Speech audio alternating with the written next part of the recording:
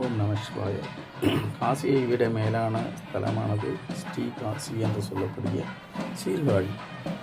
தேய்பிறை அஷ்டமியான ஆடி முதல் வெள்ளி இன்று மிக சிறப்பாக அஷ்டபைரவருக்கு பூஜை நடைபெற்றது.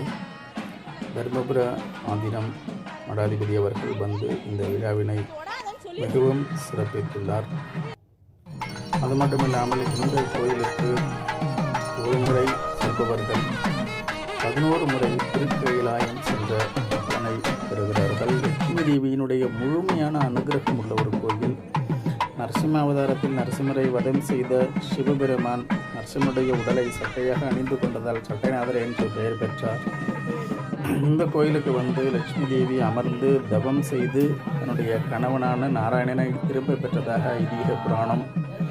மூலவர் பிரம்மபுரீஸ்வரர் பிரம்மாவே வந்து சிவலிங்கம் செய்து பூஜை செய்ததாக புராணங்கள் சொல்லுகின்றன. இந்த கோயிலுக்கு ஒரு முறை செல்பவர்கள் 11 முறை திருக்கயிலாயம் சென்ற பலனை பெறுவார்கள். 64 பைரவர்களுக்கும் அனைத்து பைரவர்களுக்கும் தலைமை பைரவர் தான் இந்த சட்டைநாதர். இந்த ஆலயம் வந்து செல்பவர்களுக்கு அனைத்து விதமான தோஷங்களும் குற்றங்களும் பாவங்களும் களையப்படும். அனைத்து சித்திகளும் நடக்கும்.